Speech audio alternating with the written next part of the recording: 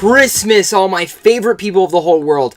Wait, did I just say Christmas? Yeah, it's not Thanksgiving yet, but we're already reviewing our third Christmas movie of this year. We had Bad Moms Christmas, we had Daddy's Home 2, and now we have The Man Who Invented Christmas. And let me just say, this is the best out of the three. I absolutely adored this film. I had a lot of fun with this film. It does have its problems, but I think there's a lot of heart to this film, especially from the actors in this film that really bring this movie to life and made me have an enjoyable time in the theaters with this film. You guys who've never heard of this film, I gotta tell you guys, I didn't hear about it either until a couple weeks back when I heard Dan Stevens was in this new Christmas movie. He's playing Charles Dickens. If you guys don't know who Charles Dickens is, he's the guy who wrote A Christmas Carol. Yes, that book that's been turned into a play, that's been turned into multiple movies, multiple TV things, and here we are. You know, this is the true story of Charles Dickens' story on how he got the idea for A Christmas Carol, and pretty much his life revolving around writing it. And it's such a fascinating story, but it's also told in a very different manner that could make me relate to the main character, which I really liked. Because as he's writing the story, you see these characters on the screen. You see Ebenezer Scrooge on here, who of course is played brilliantly by Christopher Plummer. I mean, Christopher Plummer is a fantastic actor, and he always brings gravitas to his role. But in here, he brought a ton of gravitas to the role of Scrooge, which we've been seen played multiple times. But he brought a different sensibility to it, and I thought Plummer brought his own style that only Plummer could do, and I really like that, and I think he makes a lot of what this movie is. He brings a lot of the heart to this film, and his performance as Scrooge is one of the best things in this film, and I love Plummer, and I cannot wait to see what he does in All the Money in the World, since now he's replacing Kevin Spacey. That's going to be really intriguing. But going back again, I love it because you see him playing Scrooge, but you're like, how? Scrooge isn't a real life person. Well, Charles Dickens, as he's writing this, he's like sitting there thinking to himself, and then he starts talking to each of the characters he starts putting in the book. Tiny Tim, again Scrooge, or any of the ghosts, and you see them come to life.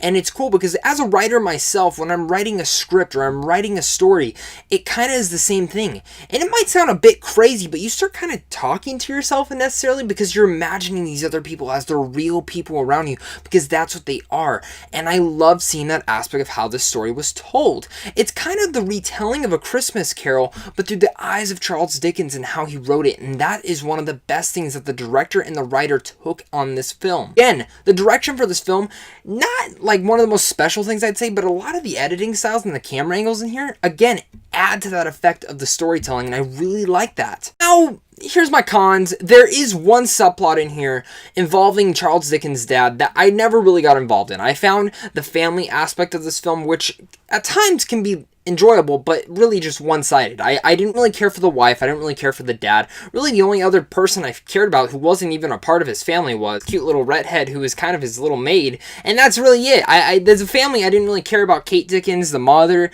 I didn't really care about the father, who was played by Jonathan Pryce, who, if you guys know him, he's from Game of Thrones, and maybe that adds to the fact why I didn't really care about his storyline, because I hate his character in Game of Thrones. He's a brilliant actor. Don't get me wrong. He's a good actor in here. I just felt like his story was one-dimensional, and I just never got enjoyed into it. Sometimes when his story would come around, it kind of just took the momentum away from the storytelling that they were telling about the Christmas Carol. I get it, part of it needed to be in here, but I think there were some scenes where you could have just cut out completely. You didn't need some of the subplots in here that just, it kind of just started ruining some of the aspects of this film that kind of just brought it down, where in a lot of aspects I would have had a lot more fun with this film, and it didn't do that. But like I said, I'm not going to totally complain. I still enjoyed the film for what it is. That carries a lot of heart, great performances. Dan Stevens, Christopher Plummer, I enjoyed their performances a lot. They bring a lot of the emotion and heart to this film. It's a good Christmas movie that's going to get you into the mood of a Christmas film, and I think that's what this film was supposed to do. It gets you into the mood to celebrate Christmas, and I mean, Christmas is only like 6 weeks away, and that's insane to think. Start saving your money so you can buy your gifts, but it really was an enjoyable film. So with all that said, I'm going to have to give this movie a B. I think if you're looking for a good family fun Christmas film, I think this is worth checking out. Even if you're even intrigued with any, if you ever liked any of the Christmas carols, I think you should check this one out. It comes out on November 22nd, so make sure to look out for it, guys. I think you're really going to enjoy it. Of course, guys, if you enjoyed this review, make sure to check out more stuff from Sandwich John Films. They have a ton of stuff down below. I love being a part of this team. They have great news, giveaways, and advanced screenings. They also give away, so maybe you guys could have been in this advanced screening if you would have looked at their website. Make sure to go look at more. Maybe you can get some more advanced screenings that is Disaster Artist is coming up soon, Justice League, even other bigger films like Jumanji. So maybe some more advanced screens will come up to your town near you, so make sure to look out for those. Go check out that website, guys. If you're new here, make sure to like and subscribe, especially if you're new, and tell me down below, have you heard about this film? Have you not? That's the most important thing here, guys. I want to hear your thoughts on this film, and if you haven't, did this review pump you up to go see this film? That's what I want to hear, guys. As always, thank you guys so much for all the support. You guys are all the best. Make sure to look out for my Justice League review tomorrow night and a special review on Wednesday. I know I said this was DCEU week,